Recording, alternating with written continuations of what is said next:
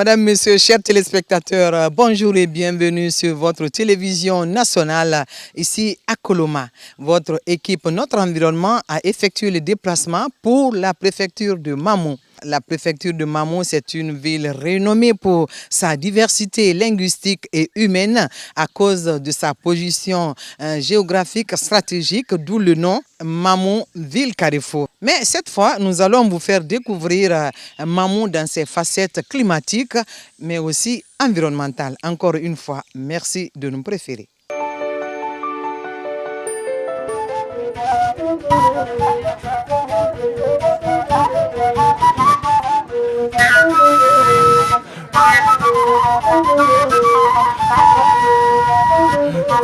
Nous sommes sur le site de la conservation des chimpanzés. Nous voyons d'ailleurs une plaque Mamou, conservons nos 18 forêts classées, protégeons les ressources naturelles. C'est des sites écotouristiques. Monsieur Diawara, vous pouvez un peu nous décrire cette forêt que nous voyons maintenant? Nous sommes pratiquement à la rentrée des 2 forêts classées, qui ont été classées depuis le temps colonial. Nous avons à droite ici la forêt classée de Bantaravel et un peu à gauche, c'est la forêt classée de Felodjouma. Mais au jour d'aujourd'hui, ces 2 forêts sont réunies en une seule forêt classée, qu'on appelle la forêt classée de Bafing. La forêt classée de Bafing est constituée de la forêt de Felodjouma et de Bantaravel, respectivement mise à réserve forestière en 1931 et en 1933 et classée en 1936, après que le code forestier de l'Afrique occidentale française a été adopté en 1935. Donc c'est la première des forêts à être classée à Mamou en 1936. Elle fait une superficie de 837 hectares. Elle a été classée dans l'objectif de la protection de la source du fleuve Bafing, qui est située à 7 km en amont. Depuis combien de temps vous évoluez sur ces forêts? Qu'est-ce qui vous a motivé? Depuis 2014, on travaille déjà dans cette forêt. On était venu ici dans l'identification des sites qui sont restés viables pour les chimpanzés. Et là, dans cette forêt, on a trouvé qu'effectivement, qu'il y a la viabilité des chimpanzés. Donc c'est ce qui nous a permis de concentrer nos actions dans cette forêt en vue de conserver non seulement les chimpanzés, mais aussi leur habitat.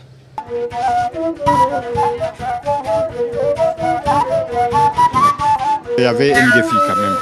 Avant, le service forestier gérait les domaines classés de l'État seul. Au fil du temps, nous nous sommes rendus compte que c'est un défi. Les populations riveraines qui gravitent autour de ces forêts-là sont intéressées par leurs ressources, à savoir les feuilles, les écorces, les racines, la faune sauvage, ainsi de suite. Donc on ne pouvait pas gérer ces forêts sans les associer. C'est ce qui fait en 2014, lorsque Guinée Écologie est venue ici, ça a été quelque chose de salutaire. Avec la collaboration avec la section des eaux et forêts, nous avons réussi à mettre en place une association locale de conservation de la nature. Donc cette association s'implique dans la gestion et la durabilité de la forêt. Au moment de l'application des feux précoces, elle s'intéresse à l'ouverture de pare-feu, à la mise en place de feux, à la création de pépinières, au reboisement, c'est-à-dire les essences locales dont les fruits sont utilisés par les chimpanzés. Nous les avons montré ces itinéraires techniques-là pour renforcer quand même la richesse de la forêt.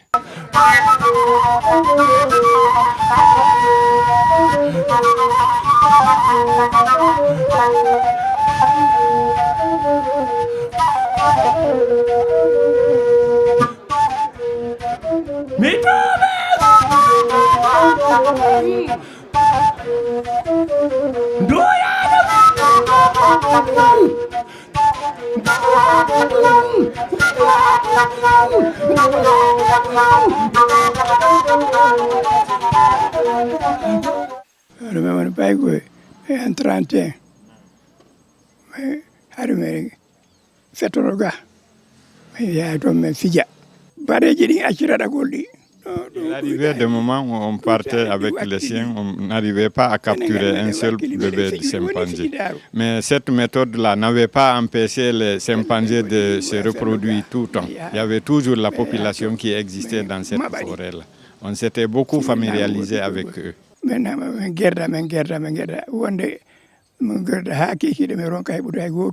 Maintenant, pourquoi et comment il a pris le nom d'Emou?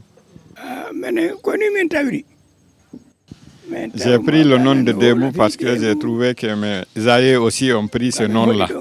La forêt là même s'appelle un habitat de Demou, de chimpanzés. Donc c'est une habitude pour nous. On s'est beaucoup familiarisé avec eux. Il a engagé une lutte avec les chimpanzés dans la forêt lorsqu'il était tout à fait jeune. Et son grand-père même s'appelait Boubacar Demou. Donc c'est pas par hasard aussi que lui aussi il a pris ce nom-là.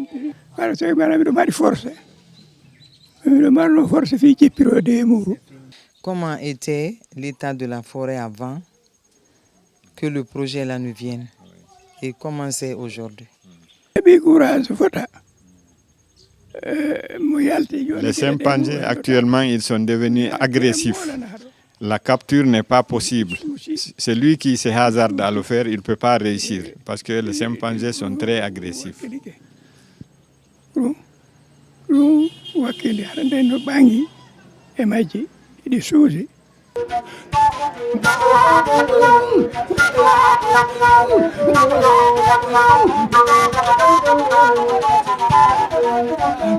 Grâce donc à Guinée Écologie, nous sommes dans la forêt du Bafing.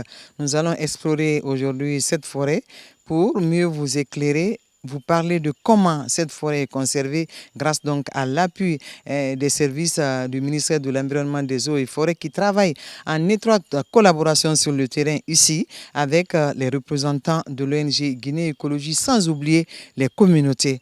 Monsieur, nous sommes donc à proximité de ce bassin. À quoi sert ce bassin? Ce bassin est un bassin de retenue d'eau. Parce que le site là où nous nous trouvons présentement, c'était le site de la pépinière forestière. C'est là qu'on produisait les plants pour la restauration de la forêt. La section des eaux et forêts de Mamou, entre 91 et 93, a été appuyée par le bassin représentatif pilote BRP. Ce bassin a été construit depuis la présence de ce projet-là, réhabilité avec le projet de gestion de l'espace rural, parce que ce site-là a été toujours conservé pour la production des plants. Et en 2014 encore, ce bassin a été réhabilité avec une ONG de la place, avec l'appui de l'OMS. Si vous constatez derrière moi ici, vous avez beaucoup d'essences exotiques. Je vois en face un autre bâtiment.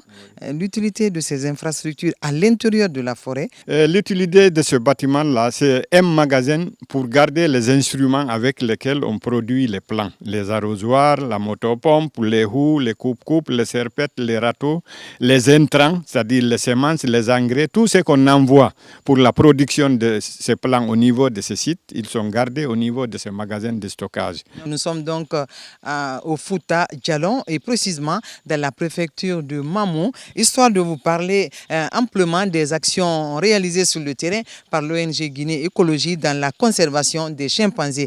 Nous allons nous approcher des femmes qui bénéficient aussi de cette assistance de Guinée Écologie, des femmes qui ont été d'ailleurs mises en association ici, une association locale de conservation de la nature. Onyara Manene. Onyara. Avant donc l'arrivée de Guinée Écologie, comment il se comportait face à la forêt, à cette forêt du Bafing? No me yiri do gila be ari hebi fewndo do, mais yi kadi fawtere boy hari nani way sanji. Avant, les chimpanzés n'étaient pas protégés, mais maintenant, elles veillent sur la protection des chimpanzés et elles veillent aussi sur leur nourriture, puisqu'ils reboisent même, elles les accompagnent dans leur nourriture, en reboisant assez d'arbres consommés par les chimpanzés. Donc vraiment qu'elle est très fière. Worbe ben no sivude nder tom kala mo be tay nder ton soppude leggal be nangay on ti demuji den ko interdit. Nafa demuji din ko wadi gako menen no nafi men buy aba di yahay. Les chimpanzés qui vivent dans cette forêt mangent les fruits du manguier, du nérayé et certaines espèces forestières qui existent dans la localité. Et une fois qu'ils mangent ces fruits-là, après le dépôt, ce sont ces graines-là qui poussent, donc ça facilite la régénération de la forêt. C'est l'importance du chimpanzé dans cette forêt. Donc les chimpanzés participent à la régénération et ce qui maintient le microclimat dans la localité. La pluviométrie est abondante, la fraîcheur est là.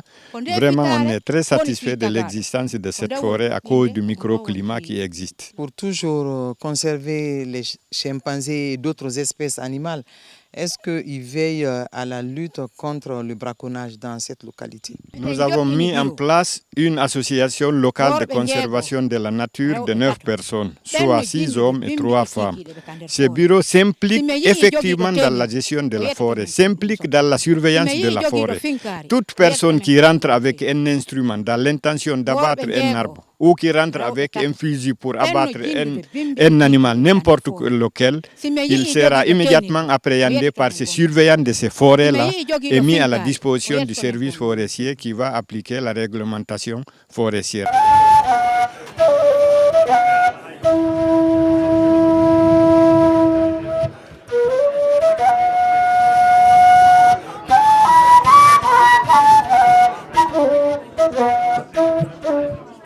Toujours dans la forêt du Bafi, dans sa partie sud, face à une autre espèce qui s'appelle un poularan, on dit koura. Mais en Soussou, c'est Sougué. Sougué qu'on paye tellement cher à Conakry, un seul fruit peut nous coûter 500 francs. Je suis face à cet arbre-là, qui est aussi très prisé par les chimpanzés. Alors nous avons le président de l'association locale de conservation de la nature ici au carrefour Bafi qui va nous parler de pourquoi ils vont ou ils cherchent à préserver cette espèce. L'importance de cet arbre, c'est que les fruits sont consommés par les hommes et les animaux, notamment les chimpanzés. Ensuite, les bois qui ont des fûts très droits sont sciés à madrier pour les usages de menuiserie. En plus, c'est un bois qui est utilisé pour la consommation domestique. Vous avez parlé de la consommation de ces fruits et par les hommes et par les chimpanzés. Quand les deux espèces-là se retrouvent sous cet arbre, comment ça va se passer? Il n'y a pas eu de rencontre pour la récolte de ces fruits-là parce que les chimpanzés, au moment où ils viennent, ils font des cris.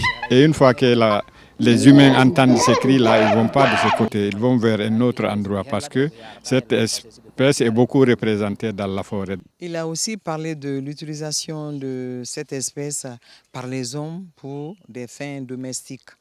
Est-ce que maintenant que cette espèce est répertoriée, ne sera pas coupée?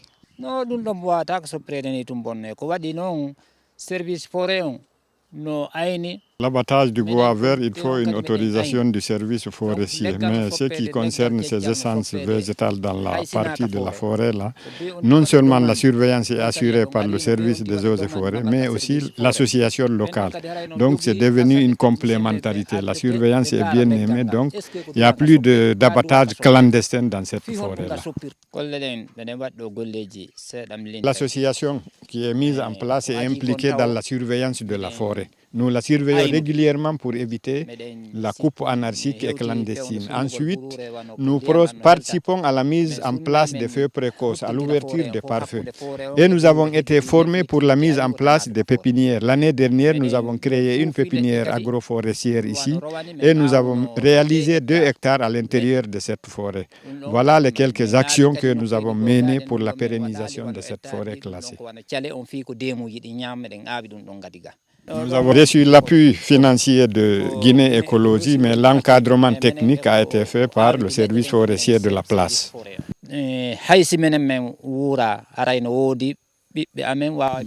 Même après les générations présentes, là, les enfants vont faire la relève parce que nous travaillons avec eux.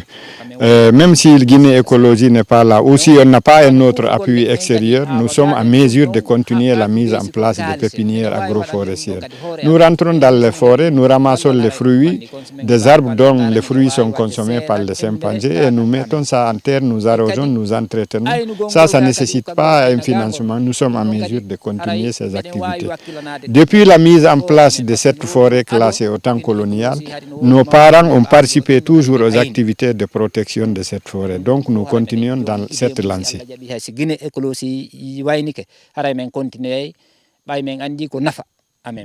Nous profitons de ce microclimat, c'est de l'air pur, loin de Conakry, grâce à Guinée Écologie. Bien sûr, grâce à Guinée Écologie, grâce à l'ALCN, grâce aux eaux et forêts, nous sommes là parce que c'est ensemble nous participons à la conservation de cette forêt et nous vivons pleinement ce microclimat qui est complètement différent de celui du dehors. Quand nous allons sortir, vous comprendrez que moi de préférence, vivre ici est mieux que vivre au dehors. Donc on demande aux autres de nous suivre. On demande aux autres de venir voir, constater avec nous ce qui est là. Et ils verront la vérité, ils verront que c'est bien de vivre ici et la santé c'est là. La santé c'est là, c'est pas moi qui le dis, mais c'est aussi la vérité.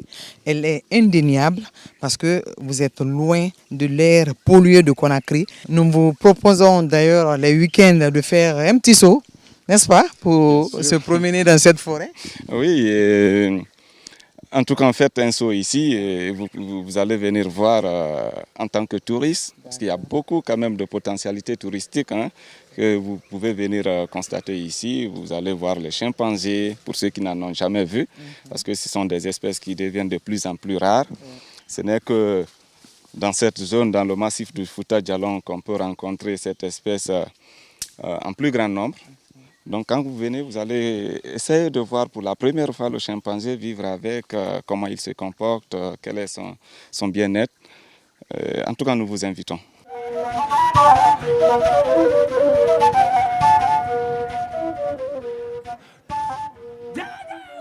Nous venons donc de sillonner la forêt du Bafing en profondeur.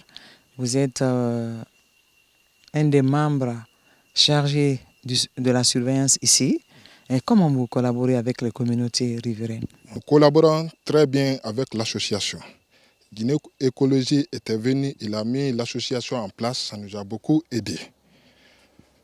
Nous travaillons ensemble avec l'association. L'association aussi est alphabétisée. Ils connaissent maintenant l'importance de la forêt et l'importance de la nature. Ils expliquent comment évoluer dans la forêt. Nous, ça nous a beaucoup apporté beaucoup de choses.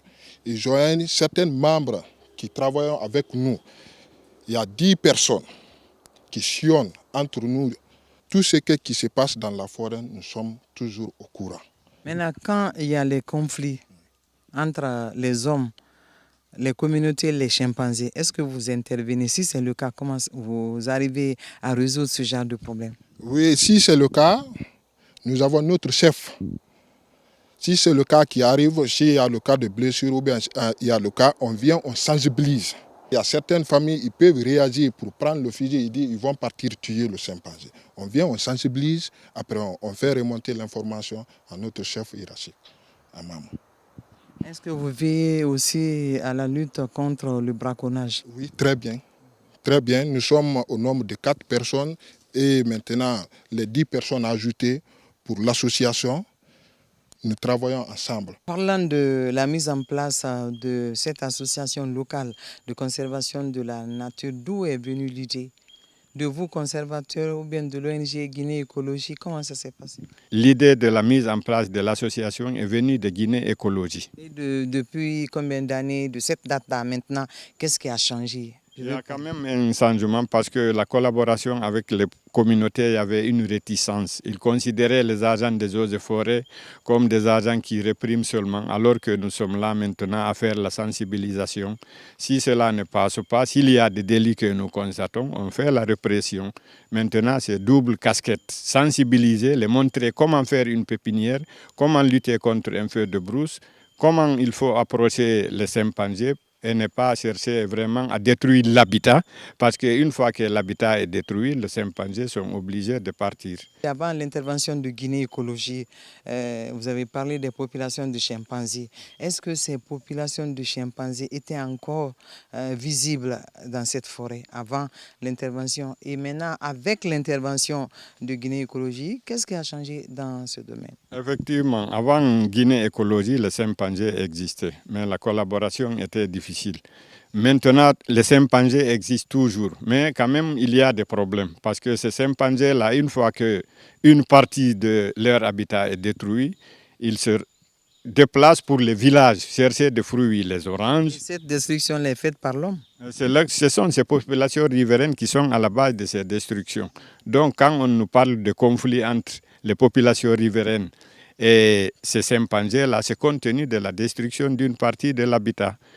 Il y a eu des villages ici tels qu'à Ningelande, à Horesere, ainsi de suite, où les chimpanzés ont agressé des enfants. Et une fois cette agression-là, les familles prennent ces enfants-là pour les déposer au service des eaux et forêts pour dire voilà, vos animaux ont agressé nos enfants, il faut que vous vous occupez de ces souhaits-là. Voilà en fait comment les choses se passent. Est-ce que la mise en place de cette association locale a réduit l'impact des communautés sur l'habitat des chimpanzés? La mise en place de cette association a diminué la pression sur la forêt. Parce qu'il rentrait ici, il faisait la carbonisation. Il coupait le bois à l'état vert, il montait des fours à l'intérieur de la forêt. Tout cela a cessé? Non, présentement, la carbonisation a cessé. Il ne s'occupe que de la vente du bois de chauffe. Parce que même le bois de chauffe, ce qui est recommandé, c'est de venir ramasser le bois pour l'usage domestique. Mais ce qui se fait présentement, c'est à caractère commercial. Il rentre, il cherche le bois, il prépare les fagots en bordure de route pour chercher quand même le sou pour joindre les deux bouts.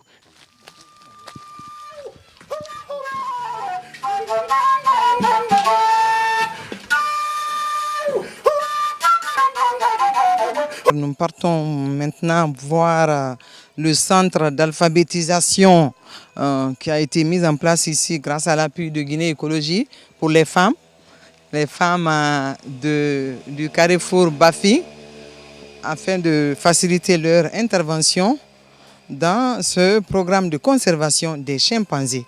Ko natal Bafi ngal ni mono miɗo faala huude goɗɗum e natal Bafi ngal mi wi'a mi fewta ka funnange mi arda ka ñaama natal Bafi ngal no kerliɗi e madina kene mi arda ka nana natal Bafi ngal no kerliɗi e hoore seere natal Bafi ngal ka winda janga mais landoto noon ko ƴi'e jelu woni e ɗum ɗo ɓe aray ɓe inna hino ɗo ƴiyal ɗum ɗo kadi ko ƴiyal ɗum ɗo kadi ko ƴiyal ɗum ɗo kadi ko ƴiyal ɗum ɗo kadi ko ƴiyal ɗum ɗo kadi ko ƴiyal mi inna joni noon ko masa jelu woni e ɗum ɗo ɓe inna ɗum ɗo ko masal ɗum ɗo ko masal ɗum ɗo ko masal ɗum ɗo ko masal mi lando noon joni ko hawa jelu woni e natal Bafi natal ɓe inna ko hawa ɗiɗi ko naa e tal hawa ɗiɗi naa tal ka Bafi ko hawa jelu ko hawa ɗiɗi ko baa e fiñ ɓe ƴetta alluhoye maɓɓe koye ɓe winda ɗon a. Nous venons donc de suivre quelques démonstrations faites d'une part par une des femmes de la communauté, d'autre part par le maître qui est chargé de les alphabétiser. L'idée d'alphabétisation part où est venue de Guinée Écologie. Comment vous avez procédé tout au début? L'idée d'alphabétisation est venue dans un aspect global, parce que vous savez qu'on a un ministère de l'enseignement préuniversitaire et de l'alphabétisation. Donc, ce qui veut dire que c'est une politique nationale. Donc, Guinée Écologie a essayé de contribuer à la mise en œuvre de cette politique. Donc, c'est pourquoi, dans le cadre de notre projet Conservation des chimpanzés, on a pensé à ouvrir des centres d'alphabétisation sur l'ensemble des sites où nous intervenons.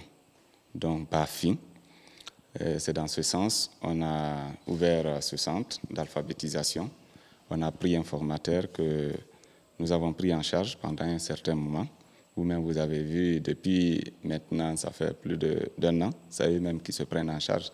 Donc, ils continuent à faire cette alphabétisation parce qu'ils ont vu l'importance de ça. Et le guide qu'on a produit par rapport à cette alphabétisation est en lien avec notre sujet de conservation des chimpanzés, en particulier, mais dans un aspect général de la conservation de la nature. Vous avez vu, la femme tout de suite vous a orienté par rapport à la carte de Bafing, de la zone de Bafing. Donc elles savent maintenant se situer dans l'espace. Et ce qui leur permet de comprendre un peu, quand ils sont dans la forêt, quelles sont les limites de la forêt, jusqu'où la forêt prend limite et jusqu'où il ne faut pas intervenir. Donc c'est un aspect très important. Donc ce guide les ramène non seulement à apprendre à lire, à écrire, mais aussi à penser un peu à la conservation, parce que tous les sujets qui sont là sont liés un peu à la conservation, et ça les pousse à un peu penser au fur et à mesure qu'ils sont dans la salle, à parler de ce sujet-là. Donc c'est comme ça qu'on pensait qu'en les rassemblant ici, ça va les profiter en lecture, en écriture, mais aussi ça va profiter à la conservation. Donc c'est dans ce sens qu'on a ouvert ce centre-là. Et Dieu merci, je suis à ma grande bien surpris que l'alphabétisation jusqu'ici ça continue et que la femme nous ait expliqué de façon très bien l'orientation de la carte par rapport à la carte de Bafing. Mais il y a une femme, hari filereji men anda, hari fi téléphone jidi, numéro téléphone men anda, hari ko besi ko biɓɓe amen ɓen, men fewti men inna noddane men ɗo, joni men nodda e téléphone, numéro ji ɗin men andi pihoy buy nder ton, hari le ɗum fof hari men anda. Gonga ma joni numéro téléphone har mi anda ko bobo an o mi noddata. Joni mi composana hoore silan faala mi nodda ɗo e Paris. Ko mi woni composande hoore ko mi faala kon. Men andi nafa ko ɓe walli men ko men yii nafa mum moƴƴa non. Gandal nga kadi piji ko men andano bussi men andi. Joni hayno men jogora modiɓɓe amen ɓen men andi. Hayno men respectiramɓe men wondi ɓen men andi. Ɗum kadi ko gandal go non. Men jangi, men jangay. Meɗen jokki, men accitata fe men jangay moƴƴano, si Allah jaɓi. Meɗen jokki gandal nga ɓa men yii nafa mum ko nafa amen. Ko nafa amen men yetoto ɗimmoɓe amen ɓen kadi ko men yii kon kamɓe kadi yoɓe arɓe yiya. Seede men heeɓi nafa muɗum. Kamɓe kadi yoɓe arɓe janga.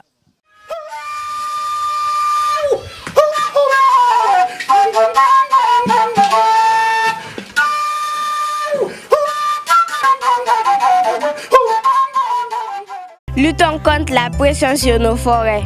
Luttons contre le trafic illicite des espèces de flore et de faune. Luttons contre les feux de brousse. Luttons contre la coupe de bois incontrôlée. Luttons contre l'occupation illégale des domaines publics maritimes. Luttons contre le déversement des produits chimiques et déchets dangereux dans la nature. La forêt est notre source de vie fraîche.